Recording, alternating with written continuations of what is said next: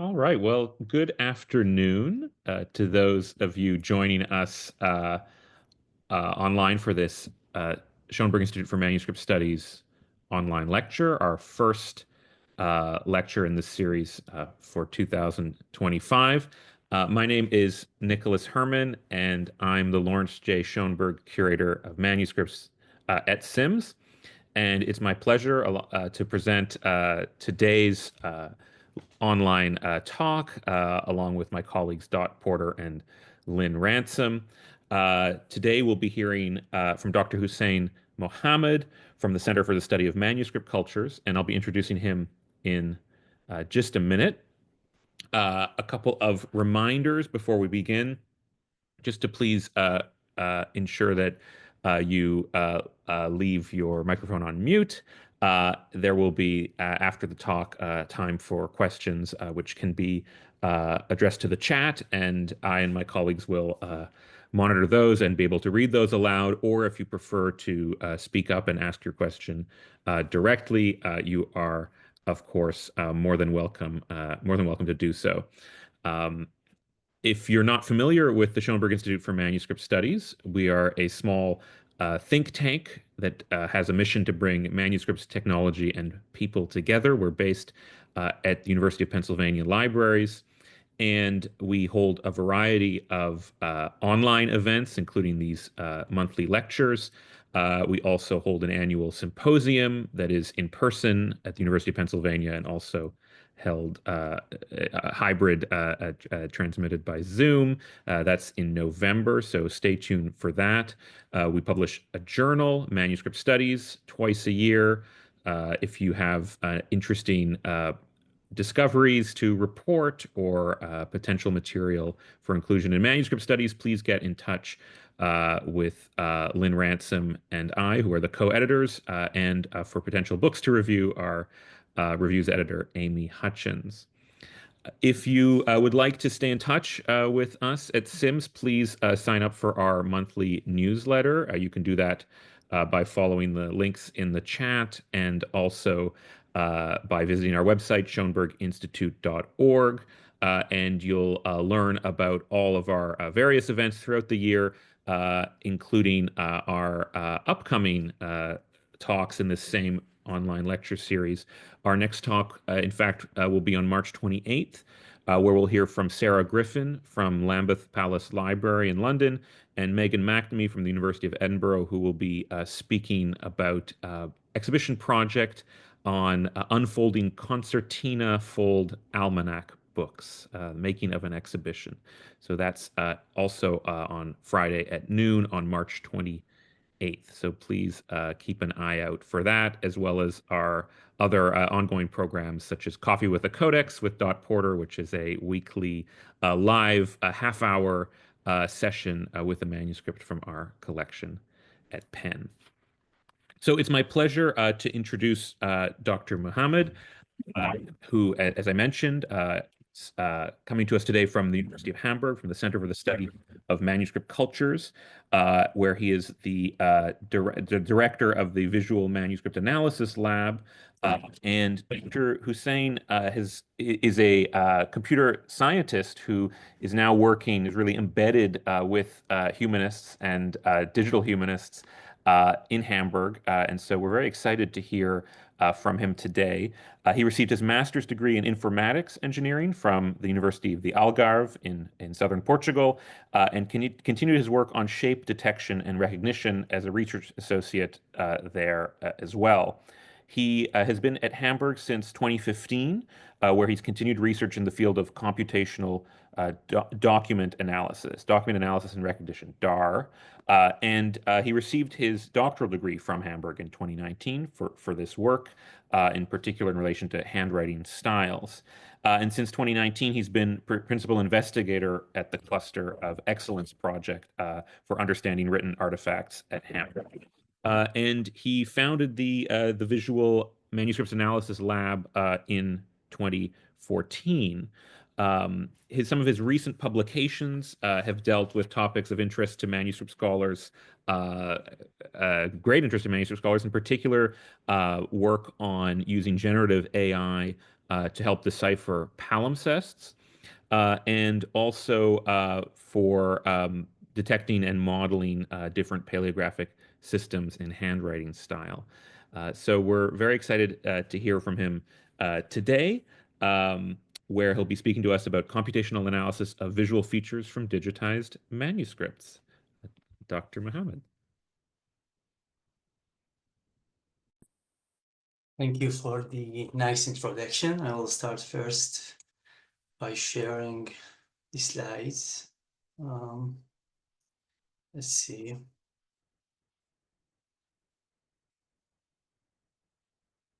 Yeah,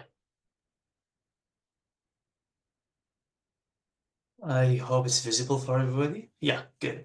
So just a small correction. The lab is started last year, actually less than 1 year. So it's almost like 9 months.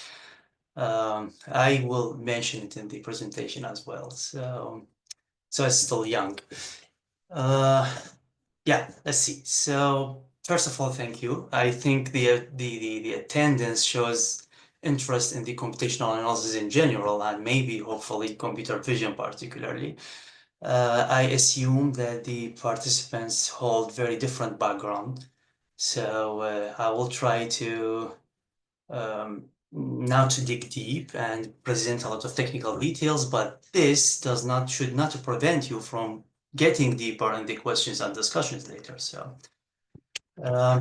first of all, assuming that some of you might be confused with some terms I use, like visual patterns or patterns, and what does he mean by patterns. So I decided to start by a very light, very general introduction. This would take maybe 10, 15 minutes max. Then we start digging deep and sharing some information about the projects that we did in the CSMC. First, I will talk a bit about what do I mean by patterns in manuscript research. It might not be very, let's say, intuitive. Then I will focus on visual patterns because this is the main topic that we are going to talk about today.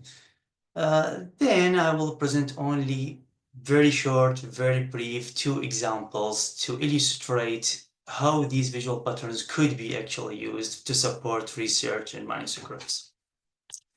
Then right on, we'll jump to the projects that I would like to share with you.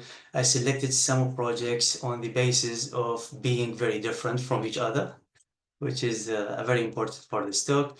First, I will talk about the work done for palm leaf manuscripts. Then we'll jump to Himalayan manuscripts, discussing the different aspects that computer vision could support their work with. Then we'll go a bit further and talk about the analysis that is mentioned by our colleague here. So about identifying writing styles in papyri. Of course, the challenges would be very different from the other two. Then we'll talk a bit about enhancing readability of undertext in palimpsests. And finally, I will mention our work, which is a project that is just started last month. We don't have much results to share. Nevertheless, I included it because it's also, just like the others, very different and present different aspects and challenges that could be supported by computer vision. Now, the criteria is simple.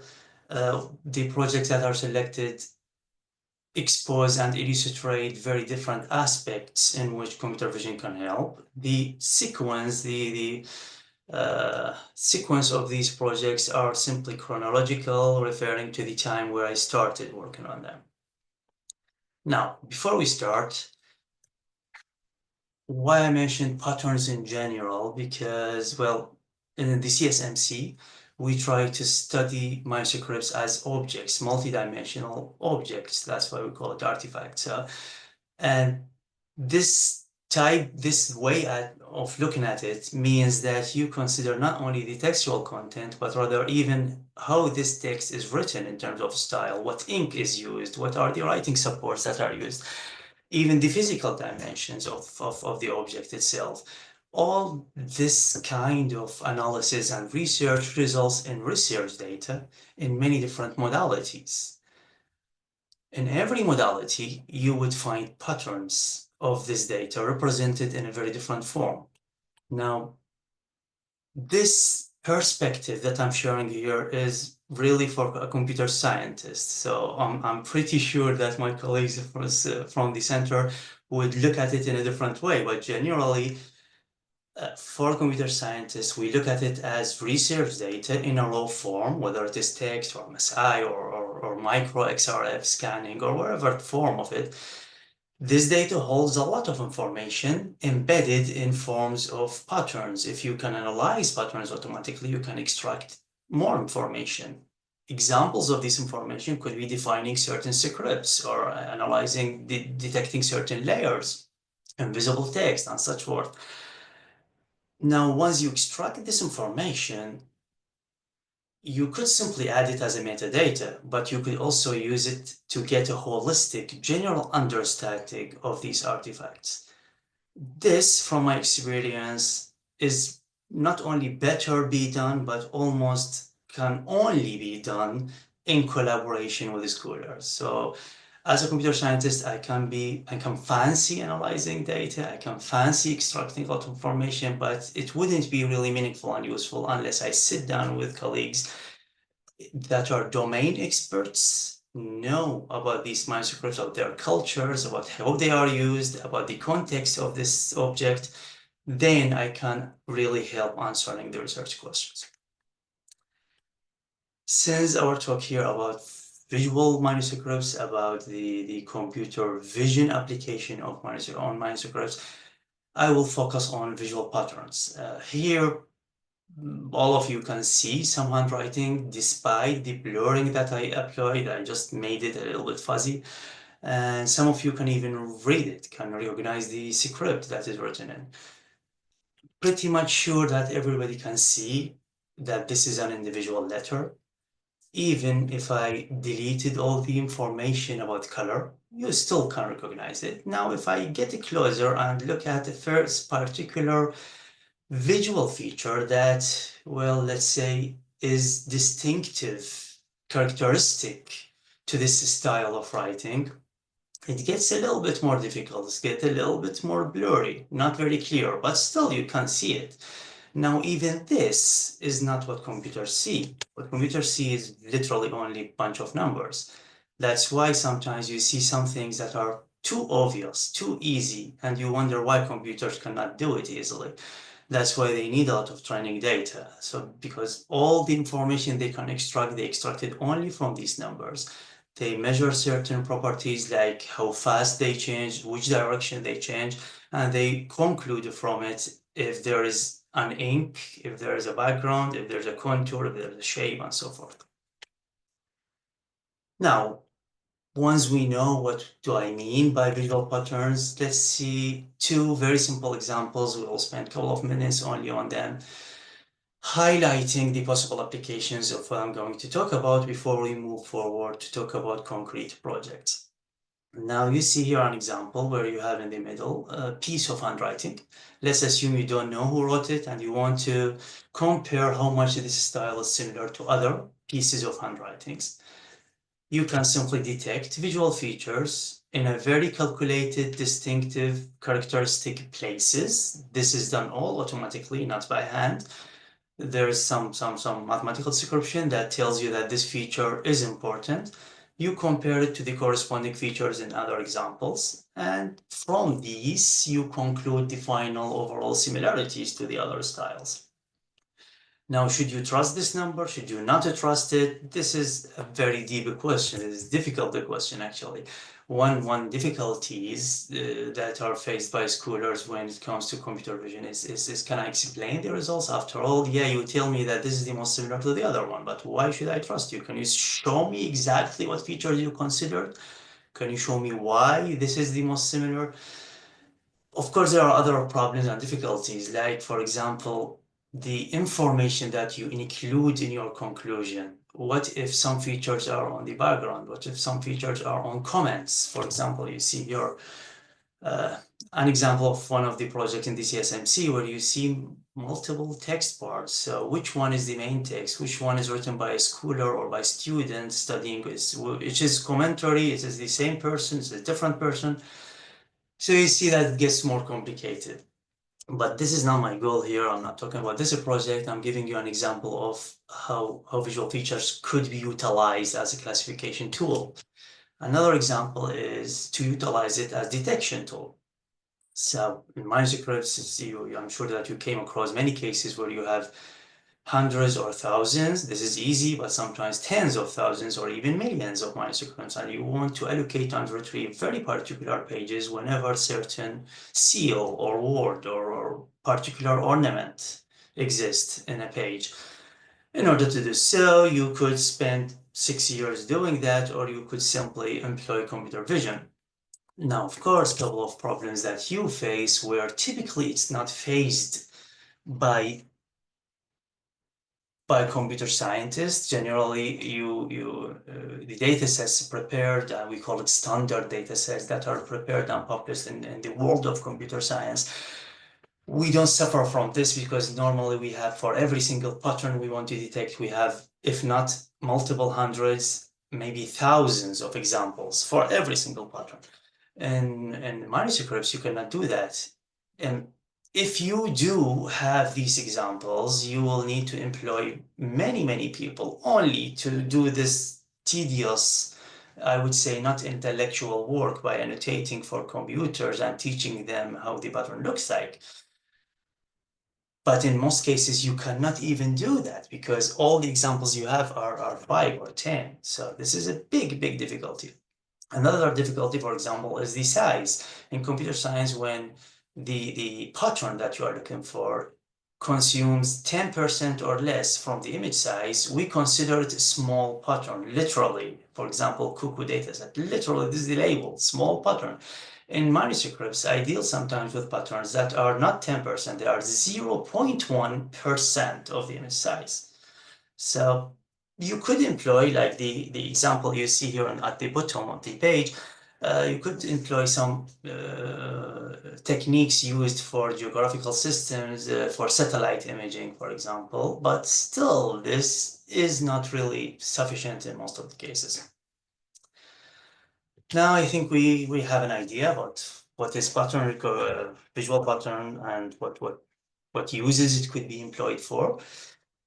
I'll start showing some of the work, some of the projects that I worked on in the past years, more or less in the past 4 or 5 years.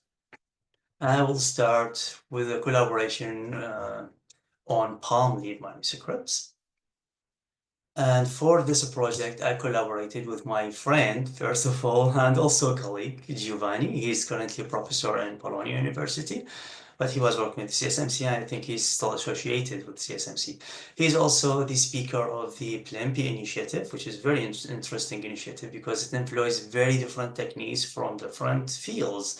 They analyze all what comes to mind, even ancient DNA.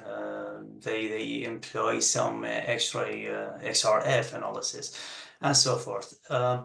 For his project, he wanted to reconstruct some parts of the history of these manuscripts, and they are in really numerous. I mean, only the collection that we worked on together is approximately 1 million images. This is an example of the data that he offered. You can see that some cases there is a handwriting, but it is not inked. In some cases, you have some broken parts, but also marks made by worms. He also annotated several words for this project, and these words, I cannot read Tamil, but I assume that if somebody can read it, he would notice that they are colophon related. That's why they are important. So one part of our collaboration focused on detecting what they call, by they, I mean he and his colleague Marcos, who is also a professor from Bologna University. They call it square style invocation. They wanted to detect it, and when I started, they have very few examples, but only two, what I consider complete examples. So you imagine you start with only 2 examples, you already need to throw away any training-based approaches. So we needed to develop a new approach that is training-free. Also, it is, of course, it's still machine learning, but it does not depend on any training. Now, it appeared to be useful for detecting other visual elements, as you can see here in these slides. But the idea is this. The goal is to feed an image, feed the patterns we are looking for, and the method tells me exactly where they are. For that, we develop this approach. I will simplify it. I will avoid technical details, but of course you are welcome to ask afterward. The method starts by detecting, again, visual features. Here I'm visualizing only the features detected on the right part of the invocation, just in order to avoid any confusion, because the image will be too complex to really observe. So we detect visual features, we try to estimate the center of the invocation from these features. You see these arrows pointing at the center that is approximated, calculated mathematically. And from these calculations, we can create a cluster of centers which represent where is more or less the pattern is. If we apply the same idea on the image as an overall, of course, here I'm showing part of the palimpsest because palimpsest is very long, but the idea is the same. So if you apply this approach on an image as a whole, you'll start to get what we call saliency map. Saliency map is basically, let's say, score or confidence values telling you how much I believe this location hold pretty much many centers voted by many important features, telling you how much you trust that this is a center of a real pattern. Of course, the darker it is, the higher the confidence it is. That's why if you filter by confidence, you get your pattern. There are a lot of more technical details, but you got the idea. Generally, this is how we worked out, and it proved to be really very functional and useful. Another part of the project that we are working on, we already got very promising results, but we didn't publish it yet, is trying to help the researchers tracking down the process of producing these artifacts by allocating the how would I call it, human-made binding holes. The human-made binding holes that you see here could be 1, could be 2, could be 0, could be 3. So we need to know exactly how many holes are there that are really for binding, and then we can, once we detect them, we can benefit from the scales existing in the image. And benefiting from this, it can tells you exactly what is this, what centimeter means in this image, in other words. And benefiting from this information, you could get exactly the distance between these holes. Why? Because it reflects the practices used in order to produce these palm leaves, which could be a supporting factor in reconstructing the place, knowing from where they came, because they know that this particular scriptorium, for example, work this way. They make 3 holes and the distances are this and that. Another aspect that we want to look at is to allocate immediately and detect all the words that are relevant to colophon. Maybe they are really colophon, and maybe they are, knowing the context, they are from, they are a different aspect. They are not related really to a colophon, but this is for the domain experts to analyze, not for computer vision scientists. So we try to retrieve all the images that hold certain words that are meaningful and could be relevant to colophon, and then we feed it to the domain experts in order to analyze it further. Now, keep in mind, in all the project that I will share with you, we are talking about real life data. It's not standard data sets, beautiful and uploaded, published online by computer scientists, but this is real life. So you are going to deal with this data. So sometimes the handwriting is not inked, so maybe you could ink it artificially.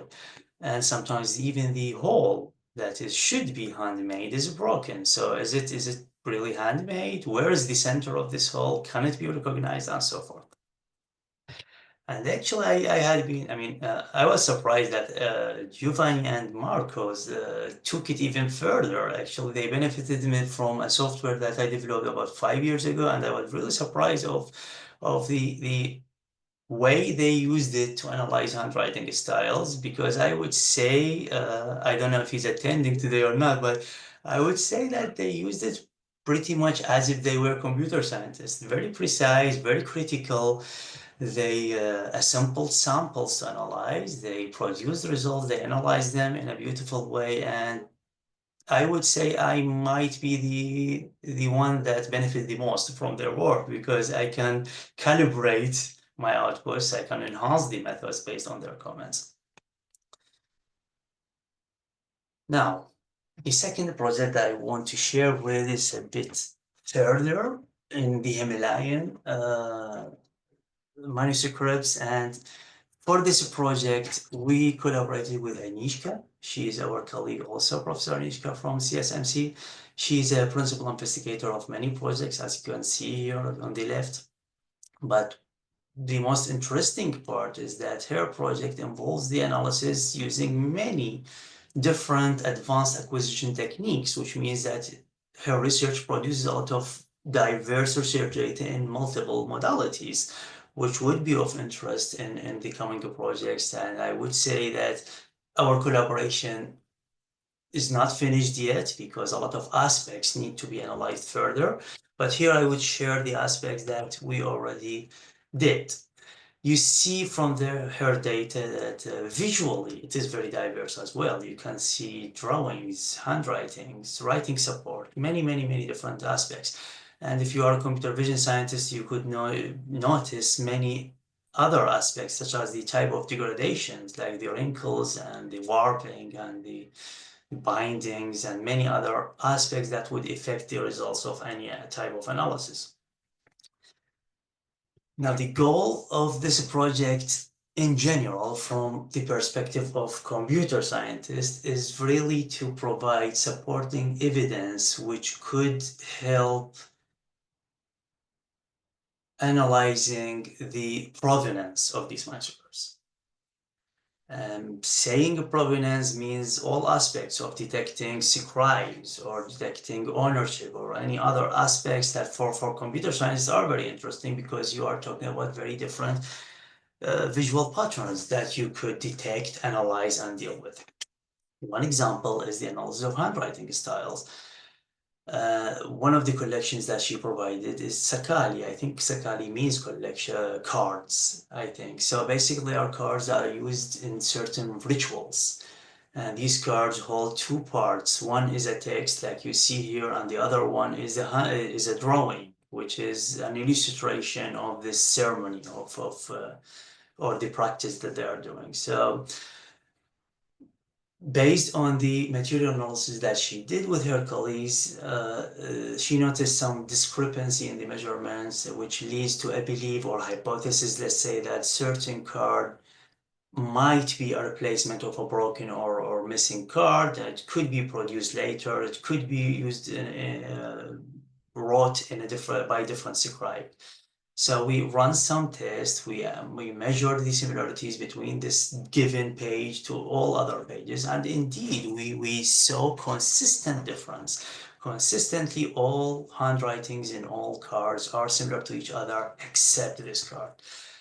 Now, what does it mean to have a certain difference? This is up to the domain expert. Does it mean it's different handwriting? It's not enough. You need to analyze the ink. You need to analyze many other aspects, but this is a supporting information, and this should be the way that results from computational approaches dealt with. Another example is from Mustang archives, where a colophon led to the suspicion or hypothesis that certain pairs are written by a father and a son.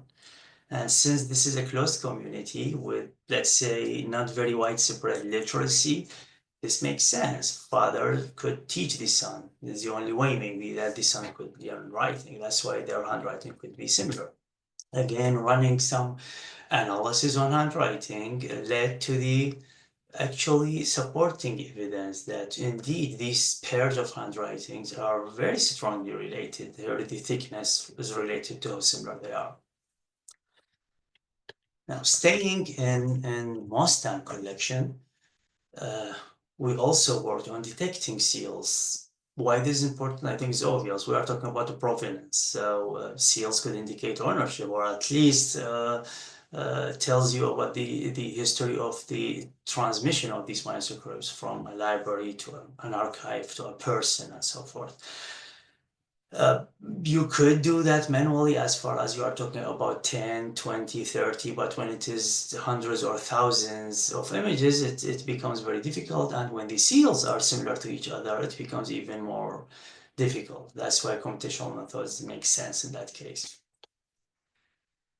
While when we come to Tsakali, the interest is not really seals. The interest is the ceremonies, the practices, that the way they use it. And because she knows the context, he has knowledge about the context of this manuscript. She knows that certain visual elements are significant. They reveal certain rituals. In that case, this is a ball that is made from a human skull.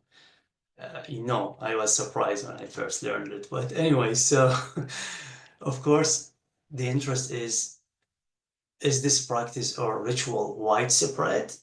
Can it happen in other kind of collections, in other geographical places in Himalaya or not? Now, this is another aspect. One of her projects is also dealing with the production of papers.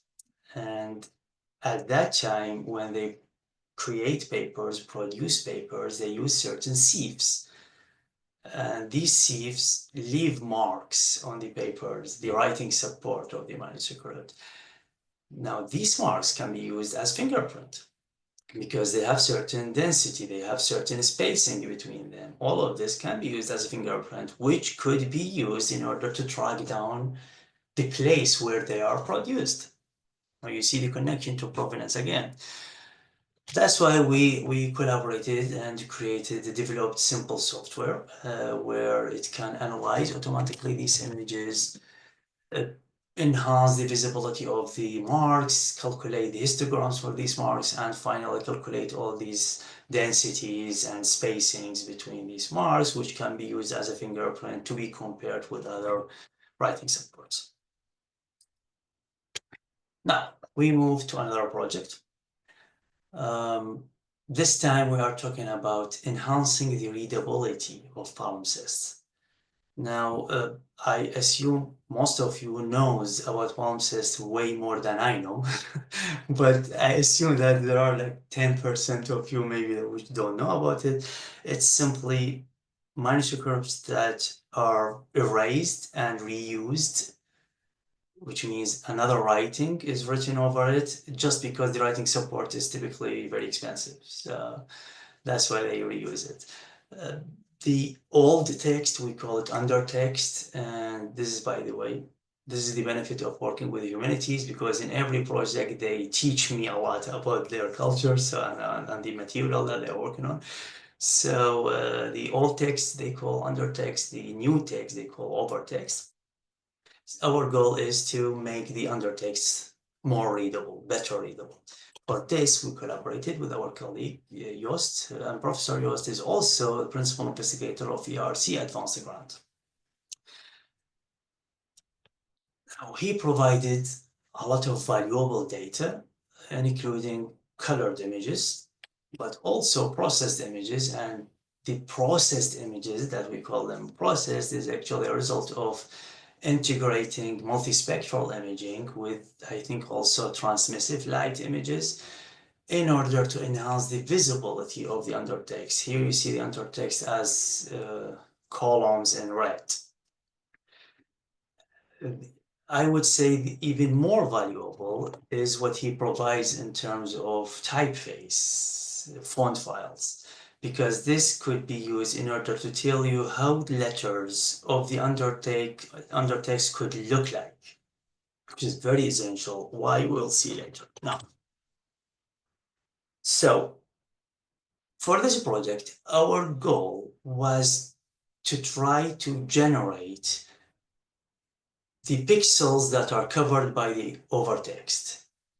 By this, we will attenuate the intensity of the overtext, but in the same time, we will hope that we generate pixel values that belongs to the undertext, so that the undertext is no more occluded by the overtext. If we want to do it in the normal way, we will need to create masks manually. It means labeling every single pixel, which is crazy work. It's a lot of work. But Dr. Yost, the Professor Yost, provide us with fonts, so we benefited in this way. Using the original image, the colored images, we can learn how the overtext looks like. From the processed images, we could learn how the background looks like, the writing support. From the font files, we can randomly generate any random text in order to represent and teach the model how the undertext looks like. If we mix these two, we can show the computer the grounded truth. If we mix these, we can show the model the input image. In another word, for a model, whatever the model is, whether it is statistical, generative, it's just normal deep learning model, it's the same idea. We show it in the upper image how the input would look like, and in the image under, we show it how the results should look like. Using this information, we fine-tune our model. Now, given this image, let's say we want to enhance the readability of the undertext in this image, we will take this image and we automatically, without any manual work, detect the pixels belonging to the overtext. Using this as mask, we give it to the model that we've just trained in the slide before, and the model will work like this. It does not mean that we actually created a new letters or new words, but it is more readable. It is easier to read, especially if you are really not an expert in this particular script. Now, moving forward to another project. Here we are talking about identifying handwriting styles in papyri, which is a totally different writing support. It might not be a big deal for schoolers. They consider more the topic or the field or the culture, but for computer scientists, the writing support is really very important. For this, we collaborated with Professor Isabella. She's from Switzerland, from Basel University. She is also principal investigator of this project you see above, which is also from Switzerland. Our collaboration actually goes a bit beyond this project because we both are the chairs of the International Workshop for Computational Paleography. The last time it's held in Athens. You can check the website. You can see the publications that are resulted from this workshop, if you are interested, of course. And these are examples of the data that she shared.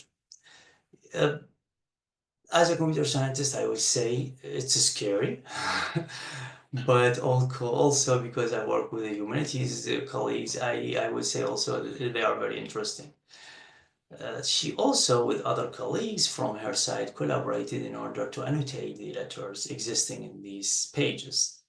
Now, the goal of this collaboration, the goal of this project is simple. We want to automatically look at these images, not us as humans, a machine, an artificial intelligence model, should be able to look at these images and tell you how many styles or which styles letter alpha is written within these pages, or beta, or any letter, automatically. So we built a system that consists of 3 phases. The first phase is to detect letters, isolate them in different folders. This is a folder of alpha, this is of beta, and so forth. Second stage, we modified a contrastive hierarchical clustering system that is unsupervised because we don't have any information about how many styles are alphas or betas. And to be honest, even if we have this information, it would be subjective. Experts will disagree, I assume. So this hierarchical clustering looks at these folders, let's say looks at the folder alpha and tries to create clusters, separate them into different styles based on their visual similarities. Once this is done,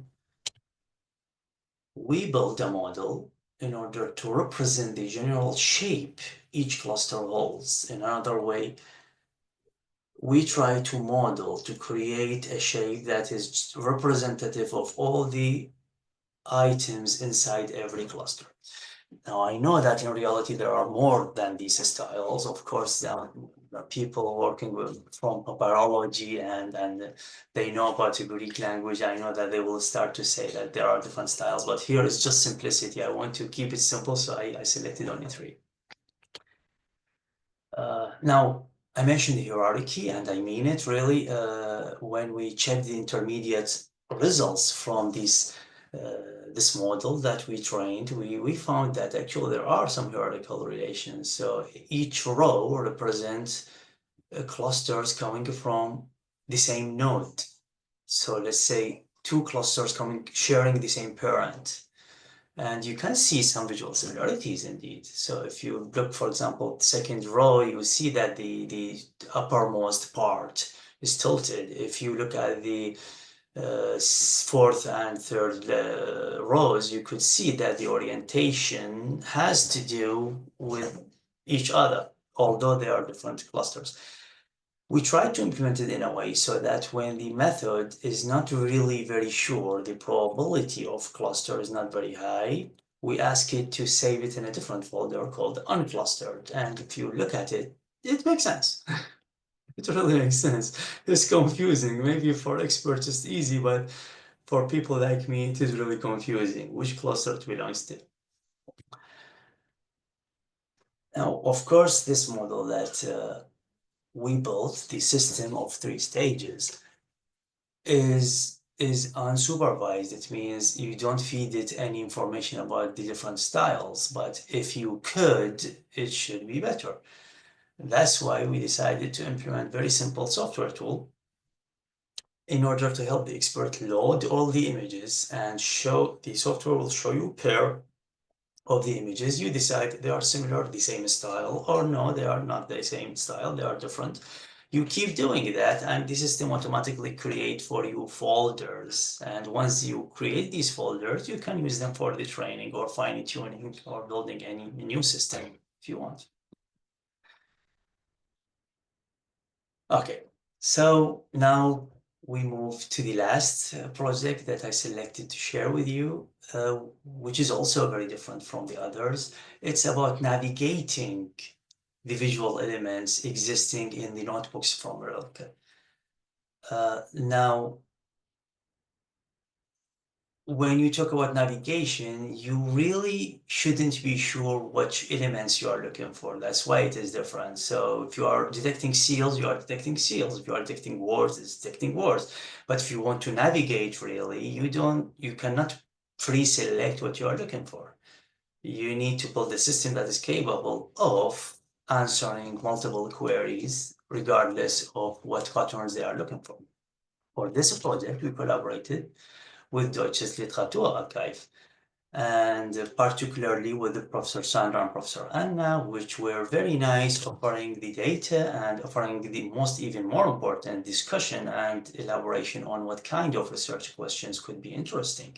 Of course, there are infinite number of research questions, but we are limited in the ability of addressing all of them. We need time to go through them. This collaboration is just started again this year, so there is not much really result to share, but nevertheless, I found it very interesting. If you look at the data, you would see some pages containing drawings, handwritings. Even handwriting could be in a different direction, could be in a different writing tool. Some pages contain inserts. So how would you navigate that? Of course, if you are talking about 10 or 20 or 100 images, it's okay, but this is a use case. There are tens, and there are hundreds, there are maybe thousands of notebooks from other scholars. You know better about that because most of you are domain experts. But the idea is, if it works, it should be fruitful and useful for any notebook, for any complex pages containing multiple visual elements. That's why we try to keep it abstract in this project. And instead of building a system dedicated to this particular pattern, instead, we want to make visual attributes searchable. For this, we thought of this concept. Having notebooks, we want to build a system capable of extracting information, visual information, and then we try to build a structure that make these extracted information searchable, meaningful.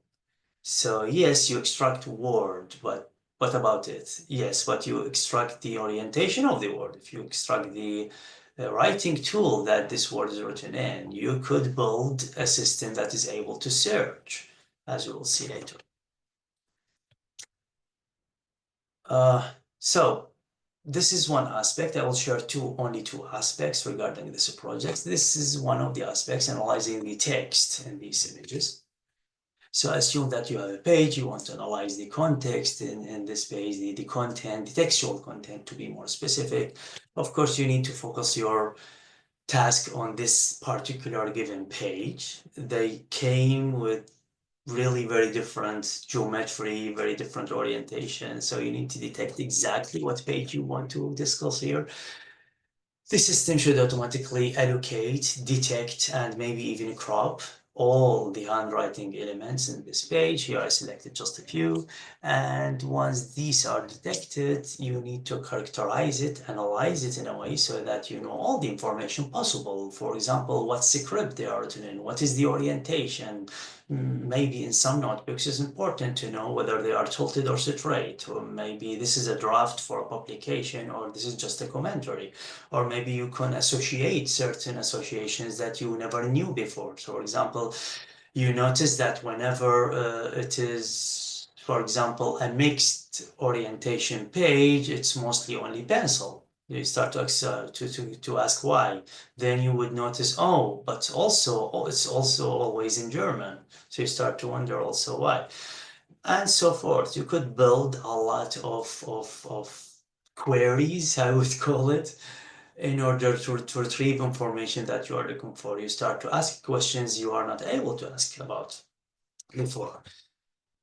Now, we wanted to see how far we can go within only this month. Actually, we were able to improve over the state of the art. And we were able to build a system so far that is able to focus. What you see here is what we call CAM, class activation map, which is basically a demonstration of more or less where the models are focusing their attention and how much they put weight on this location. And you see clearly that they are able to extract the exact location, the density, they can even attribute the orientation of the text and so forth, which is I would say, the most important step. Everything is not easy, or it cannot be done in a week, but still this is the major step, which is very promising. Nevertheless, again, in the same sentence, we are talking about real life data. So you would expect all these cases, different colors, orientations, overlap between the text, overlap with the drawing, everything. Some text is very faded, some text is very clear and high contrast, and so forth. The second aspect that we would like the model to be able to look at is to be able to tell if there is an insert or not, because if there is an insert, it's important to segregate it, to isolate it, because in that case you don't consider it as a drawing in the image, for example. But of course, for humanities, they are looking for other aspects, like retrieving all the pages that has this particular type of insert. Of course, we would start by allocating and extracting the current pages, but then we need to build some classifiers to tell us which is which. Again, this is real life data, so you are going to deal with cases where you have multiple inserts from multiple types, and sometimes the inserts would like to play hide and seek. So, like the upper one. So, it's not really always easy. But I think this would be very interesting research to many other archives and libraries. Now, moving forward, yeah, this is, I would say, the last slide. I hope that I was able to deliver at least one message. I am lucky that my colleagues in the center shares this vision with me. Computer vision is not really only about transcription. I'm not saying HDR systems are not useful or not. They are very valuable, they are very useful. But Manuscripts holds much more information, more than only the text inside. Even the text itself is not only the text that you convert into a Word file. It contains information about the ink, information about the writing tool, information about the style, even the spatial positioning, even the relation between the spatial positions, and so forth. That's why we decided last year that it's a good idea to found a lab in order to investigate multiple directions. Among them, for now, is analyzing handwriting styles, whether you are looking for scribes or no, actually you are looking for a style in general that is shared by multiple scribes. Another direction could be about enhancing the visibility or readability of damaged manuscripts. Another direction could be about the visual navigation of large collection. This direction particularly, I find it particularly interesting and influential, I would say, because of the ever increasing number of digitized manuscripts. We are now talking about thousands and hundreds of thousands and sometimes millions of manuscripts, and scholars need to search for particular pieces of information. They don't want to waste 6 months looking. They want to waste this 6 months in something intellectual, more interesting. And finally, there is a supporting direction, I would call, which is, I mentioned a few examples in the presentation, if you remember, which are some pieces of softwares that we here and then, once in a while, we develop and implement some software tools that are small, easy to use. I would call them scientific software tools, and their purpose is not to be a software to be used by multiple users concurrently or something. That's why I don't even put them online. They are all available in our website, but the idea of them is really only to support the research from my direction, to do quick and dirty tests, but also from the direction of scholars to do independent research, for example, like the one that is done by Giovanni and Marcos from Bologna. Thank you.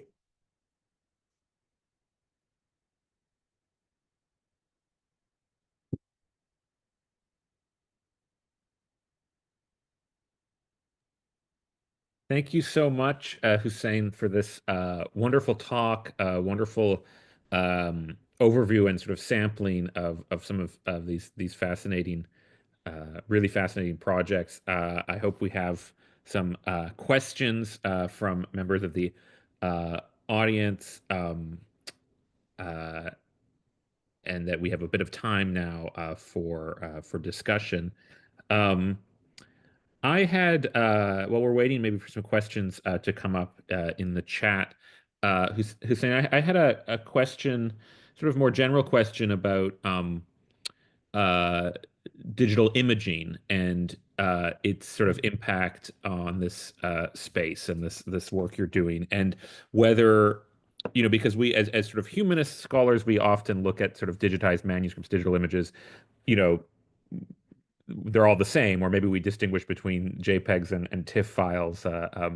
But in terms of the sort of configuring of the actual digital photography and the file structures and the standards, are there, from your perspective, are there best practices or things that you would like to see uh, on the one hand, and also um, do you see digital photography evolving in what it's able to capture? And are there new methods and techniques that can assist? Or have we sort of plateaued with the imaging, the basic imaging? I'm not talking about multispectral imaging or things like that, but the basic digital imaging, have we sort of plateaued? Um, or is there more that would enhance what you're able to do? Ooh. So basically, I would say that imaging practices has its own expertise. I'm not a domain expert in that. Hmm. I can only share my own experience. Uh, Generally, I would imagine any computer vision scientist to wish if people don't throw away anything, even if they see it as not relevant. For example, if you have TIFF files and you produce JPEG and they are the same resolution, and they are amazing and fantastic and enough for every single person, still don't throw it. So because there are some aspects that we are looking for. Sometimes we are looking for another channel, not the R or G or B. We are looking for other channels like transparency or others. So computer vision scientists are able to convert any to any, extract any from any. So this wouldn't matter. That's why whenever my colleagues ask me what format you want, I tell them give me as the raw one, that any other format is extracted from, whatever this means for them. Sometimes it's only PNG, uh, or even raw, literal raw, not even TIFF. So whatever raw they have, they provide it. I can extract the others from them, but I cannot do the vice versa. So Sure, sure. now you talked about the emerging techniques and what kind of other imaging techniques. It's impossible to cover. I would give you an example. For example, our colleagues in Mobility Lab are using some micro XRF. I was calling them XRF mapping, but they corrected me. But anyway, so the idea is they literally build an image from the point measurements of XRF. So you know maybe more about that. Anyway, so the result is an image. Of course, they call it different name. It's a cube, and every layer in the cube represents certain intensity of elements, and it's iron, it's sodium, so these things. Yeah, but from my perspective, it's layers of images. It's Mhm. like 3D images or whatever you call them, but it is images. So what do you call them? If you can provide me with these images, I would be even more happy because I would isolate the background easier and I could have almost fully binarized content, visual content that is handmade. Like everything that is handmade, the marks, the drawings, the words. It depends on the availability of the technology because this is very time consuming. For example, another aspect is for example MSI. Some people are providing me with MSI images, like the example that I mentioned here with our colleague Yost. So if you can provide me with this is amazing. I could incorporate this in the models to extract even more information because some parts are reflectant of certain spectra, which is very critical for me and useful. It could make the task much easier. So that's why it depends on how much money you have. But from my end, I would tell you everything you have provided and don't waste time extracting and minimizing and reducing resolution. No. Keep all the information. I can extract what I need. This is generally, sometimes it's simpler. Sometimes I know what I'm looking for. So of course I would ask for specific things, but I'm assuming that you're asking about a general practice, Mhm. not a special case. Thank you. That's fascinating. We have some questions in the chat. I'll go ahead and ask them. I think the first one from Divya Kumar Dumas, who asks, "Would you, or Divya, you're here? Would you like to speak up, or should?" No, that's fine. Just I'll follow up later. So now feel free. Okay. So the question is, would you speak a bit about the applicability of visual manuscript analysis to photogrammetric scans of in situ textual objects like graffiti and epigraphy? What would you need? What specs would you recommend for the data collection? Best practices for archaeologists engaged in digital archaeology. So artifacts that are inscribed, I suppose, into monuments. Yeah, of course. Wow. Okay. So in the center, there has been a lot of projects, and I'm sure there are still. We have even inscribing spaces, which is a research field within the cluster of excellence. I think it was headed by Kai Harter, our colleague, Professor Kai Harter, but now it's by somebody else. But the point is, I had been exposed to a lot of cases where I am provided with images about these artifacts, and I discovered that in most cases they are not enough. For example, one case was tablets. cuneiform type lists. And I noticed that the question was about analyzing handwriting styles.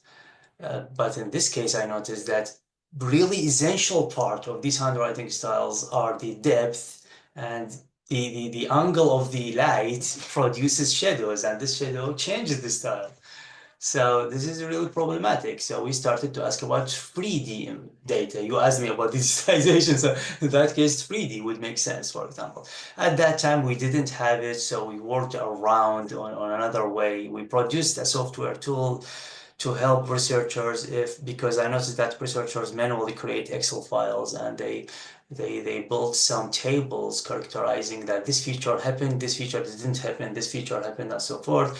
So the algorithm calculate statistics automatically and produce similarity results for different styles. You could find them as well on the website.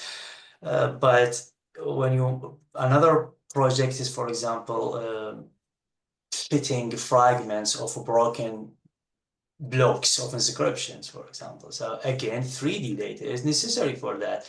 The best digitization practice is to use 3D scanners. Is this possible? I don't know. Sometimes it is feasible, it is possible, but this really is the best case. If you later want, you see, this is example from the question of Nicholas. If later computer vision scientists require an image from a certain angle, let's say the face, it can be created from the 3D because I can create a surface and I cut the surface and save it as an image. So I could get whatever image I want in the resolution I want once I have the larger amount, the raw data, which is in this case 3D. I don't know if your question was also about particular parts like graffiti only, because graffiti does not contain really 3D elements. So you can emphasize more on that, because I'm not sure that I answered this Yeah. part, which is We're graffiti. about to develop a scan for a graffitied wall, actually, in Sri Lanka. And I just we're thinking through these kinds of specs because there isn't usually a lot of training data anyway. And I've seen some of the kind of efforts in early Sinhala for that. And it doesn't seem like that's going to work out in terms of many vowels. So I was just curious, also as a best practice to those of us who are in that field and are looking to try to implement best practices out there. You said 3D scanning, but if there are other technical things that you would think of kind of proactively so that when we come back with data, next year, it's not bad data, because it can be so easily, as we've been finding. Yes, yeah. If you have specific tasks and the questions in mind, this could be a definitive guideline for what kind of data you would require. Yeah, because if you are looking for example, for certain tasks that can only be answered from computer vision perspective, can only be answered from the context. We call it the neighborhood. If the neighborhood you are looking for is all the context of the inscription or the graffiti, then you must have high resolution from distance showing everything. If you are going to analyze the angles, the orientation, you start to ask a question about why he started from this point, why she ended at this point, then you must have this. But if you don't care, you could have fragmented photos. So in a very big graffiti surface, this would be much easier to get high resolution because you could have any professional camera to do it for you. But if you want to do it from 6 meters far, you need very special equipment to have high resolution. So again, if your question is never about the context, you don't care about it. If you want only to measure certain styles or aspects of individual visual elements, let's say characters. So I am not an expert in what? If you don't mind, I might follow up with you, because it's actually Yeah. with the University of Bamberg, so that might be Oh yeah, good. quite an easy way. Thank you. Yeah. Okay. Great. We have another question from our own Jaj Karachikar at Penn. That's more of a question about broader question about your sort of approach. She asks, could you please talk about the collaborations between subject matter expert and the technical expert? What is your process and suggestions for such mixed groups to work together on a project? Who approaches whom? Interesting question. Well, yeah. I'm very practical. Let's say I assume that they mean by she means by subject matter the domain experts. Let's say people have expertise in descriptions or sinology. Oh yeah. If you are talking about a group that is literally a group existing in a same physical place, this is much easier.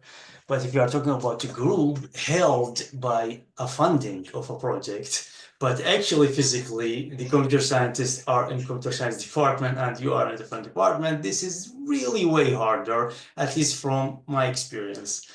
It's not because of any bad intentions, but they are really, really different. We work differently. I always struggle of how I publish my output in my field, because sometimes it's very interesting research question, but not really interesting in terms of methodology. So a couple of things I observed, I will share with you. It's very simple, very easy. One, computer scientists must be convinced that the problem is not as easy as they think, because generally we share some level of overconfidence. I know not everybody, but generally, and we might overestimate how the problem is simple and overestimate how good we are, or at least the models we have, because we are influenced by the trend. We see that models can solve everything. It must be able to solve this. Yeah, it can solve everything because they have millions of annotations extracted from our data online. That's why they have this ability. And in manuscript research, maybe some scripts can be read by 10 people on Earth. So, yeah, so it's very specific.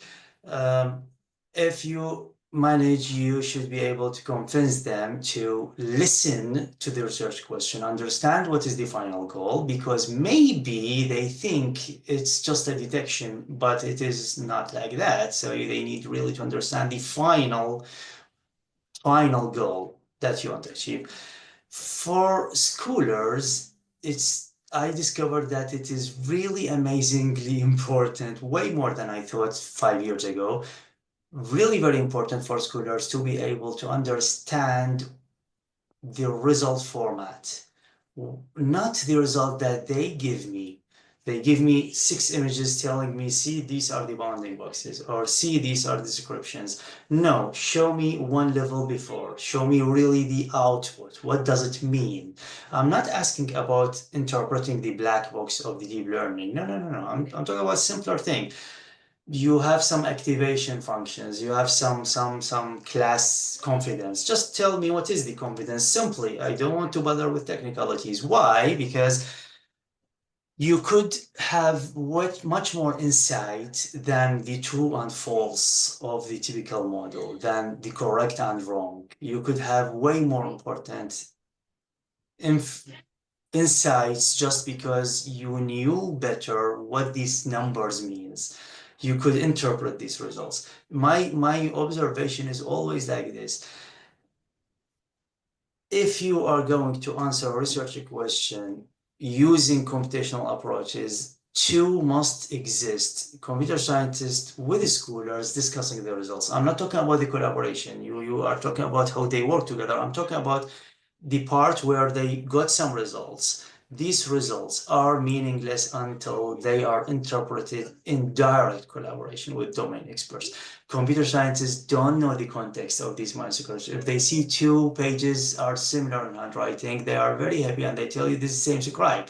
If you look at it as an expert, you will discover, oh, wait a minute. These are 2 guys from the same scriptorium, and there was one teacher for 20 years. So, so yeah, without you, the results have no meaning, really. There are a lot of practical aspects. For example, I always try to share, as a computer scientist, intermediate results, which some colleagues a little bit hate because it means there's another meeting. But I think it's very necessary because we could drift away very easily. We are driven by how cool this model is, or how cool these results are, or these results can be published in a very neat way in our conference. We sometimes drift away. So if we held systematic meetings discussing the intermediate results and what they mean, this could not only save time, but really kind of build a guarantee of the project, guarantee that the project would work in the long run. And related to that, we have a question from Matt Westerby. Perhaps you sort of addressed a little bit of this in what you just said, but Matt asks if the research questions motivating any of your collaborations shifted greatly over time as you worked with subject matter experts, and did you find I would exciting or say challenging? I would say this is different. This is pretty different, really. Uh, yeah, and it is also very personal because I always, I mean, I would say every 2, 3 months, somebody asks me explicitly, why the hell are you working in humanities department? I mean, so I got used to that. In every computer science conference, I have this question, and I am surprised the other way around, how they are motivated by producing 3% better result in a table that nobody will read. I mean, I have the opposite way. I am surprised by that motivation. So I came from robotics lab, and my first paper in Portugal was about robotics in literally in machine vision conference, British Machine Vision Conference, which is purely for robotics. And the motivation is okay, but it's not real problem. While when I deal with manuscripts, there is a real research question. They want to answer a question about a culture, and they have vague evidence, which is only the remaining of this object, the artifact, and from that they want to answer a question. One motivation is the research question itself. Is it interesting? Is it really meaningful, or is just to fill their gap? They produce 2 chapters to get professorship. So this is very different. So I mean, we are academic, so we know what we're talking about.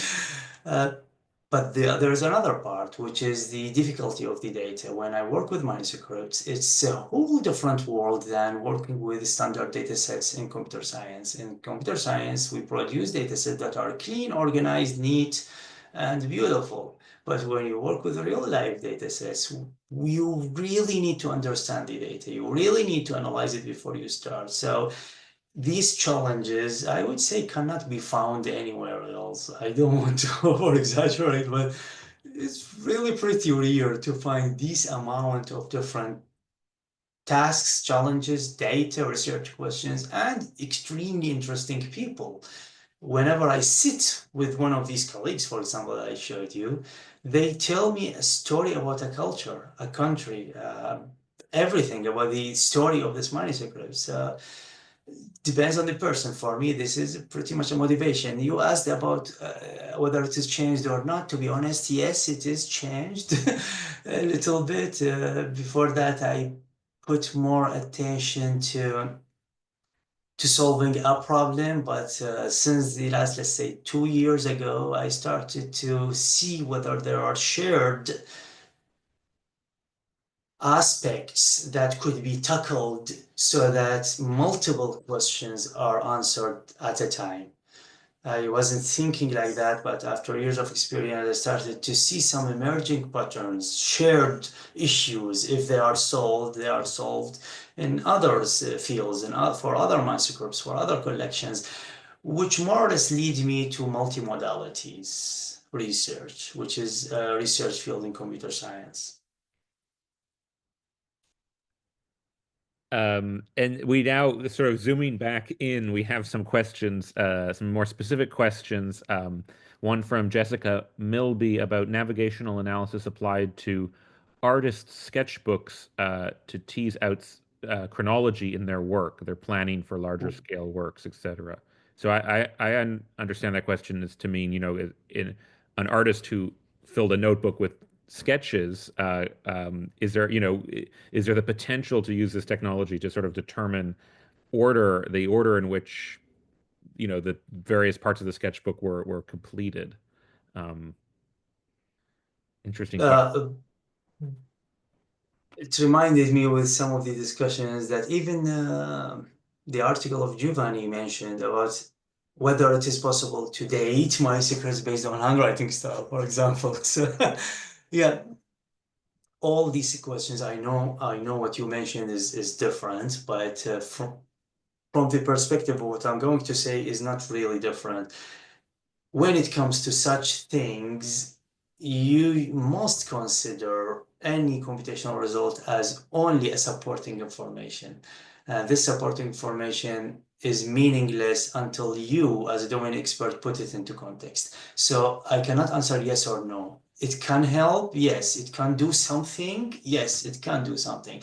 There is a huge field within document analysis about analyzing the children books automatically.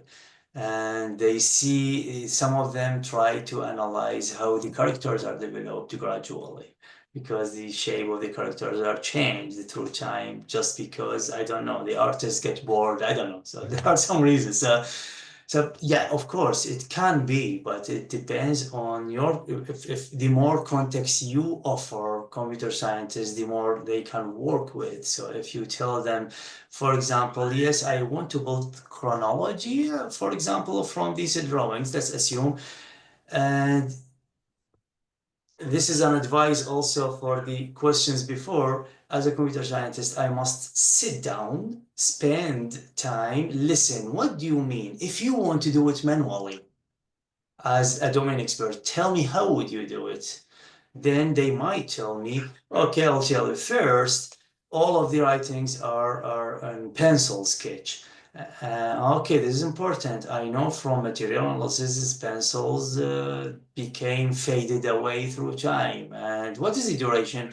Well, he's not a frequented writer, and he writes every now and then, and it's separated through 20 years. Oh, 20 years.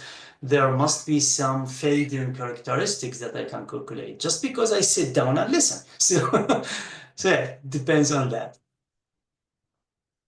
But yes, it is part of navigation, of course. A question from Priya Nambrath, also from Penn. How would the system handle annotation marks on the margins of manuscripts or palm leaves, either corrections to the main text or non-textual symbols with specific encoded meanings? Yeah. So yeah, couple of the questions deal with the different directions I showed as systems that are ready to use. You click and use. Computer scientists are not software developers, so they don't build really a click and use thing. They build a framework or approach that is from multiple components, and they work with it in this ugly black and white screen. So yeah, it is ugly. So generally, I showed some examples of how it worked out. You mentioned special case where there is certain para-content, I think they call it, at least in the center, certain para-content, whether it's commentary or whatever, or even colophon information. So the invocation was in a colophon information, not in the main text. It's also shown, always shown in a boundary, for example. If the notebook is another example. You could see text in any direction, in any tilt, in any angle, and it could be on the part because Rilke is commenting on his text, maybe, I don't know. They will tell me, hopefully, once we get some results. So this is also commentary. So I don't see some particular features which prevent such analysis. And if you are asking whether it can be recognized automatically as corrections or commentary, the category or class of these comments, then this means you would require some access to the semantic meanings, unless you know as a domain expert that corrections are always written in a certain way that is visually perceivable. Then computer vision can do it faster and better, but learning from your own expertise. And we have a question from Kivilchim Yavuz. First of all, thanking you, as many people have, for this excellent talk. Um, she asks if you have any suggestions for how to introduce these exciting developments in manuscript studies to humanities students at different levels, especially at institutions in which there are no such ongoing projects or expertise. Are there some tutorials or platforms to trial some of what you covered in this talk in the classroom with students? And I would add to that a question about your work, Hussein, and whether there is a sort of classroom component and teaching component, or if that's a sort of separate part of the center's work. Uh, I'm considering myself as part of the center, and in this center we do have master's class. The master class is formulated. First, I will answer your question, then I will return back to your question. But in our masters, if you go to the CSMC, you will click on graduate, and you have PhD school, but you also have master projects, and we offer some scholarships every year. Now, the current master's is 1 year and a half.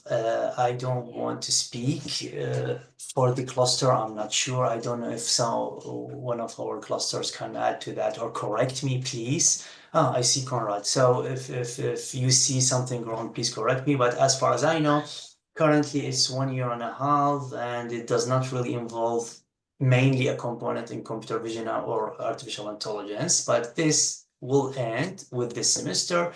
Then hopefully, if we get the masters agreed on, we will start 2 years masters. And this 2 years masters will include AI as a main part, as a main component. There will be three components: humanities, material science, or natural science, and AI. In this course, I supposed to share material, discuss details, give guidelines, and it will be a multidisciplinary masters, which means students not only from humanities but also from natural science and computer science can attend. Of course, I wouldn't go deep into mathematics and details because as far as it's possible.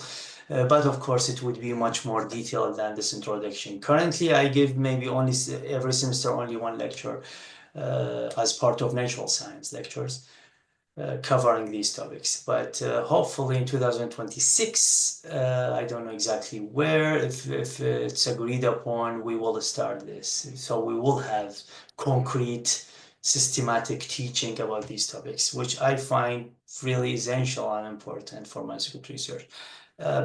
Tutorial, material, other things. Why not? I didn't prepare something like that because I'm just too much enthusiastic and interested about research. I know I neglected a lot teaching components and tutorial components, but it is something to think about. Now, this field started to emerge as a fundamental tool and supporting tool for manuscript studies, and I would say I personally consider myself being specialized in this field, which is a new phenomena. Computer scientists started to identify himself as interested in manuscript research. So if this phenomena is spread around, it means that it wouldn't be only few spots in the map, but a general field of research. Wonderful. Well, thank you, Hussein, for your talk and for fielding these wonderful questions. We have many thank yous in the chat, talking about how this has been very illuminating and Oh, the thank you. I collaborative appreciate that. aspects of your I'm work. sorry for interrupting, but No, no, here no. Conrad is actually clarifying that yes, CSMC 2 year masters will definitely start in April. Oh, In April. 2026. Interesting. Very Wonderful. soon. Okay. Yeah. So Uh, good so news. wonderful. And on that note, I see we don't have any further questions in the chat. So I think we are close to time. So I think we'll thank our speaker for a wonderful and very engaging talk, and also for all of our attendees. Again, please stay tuned via our website, schoenberginstitute.org, and our monthly newsletter for next month's talk in this same series. So thank you all.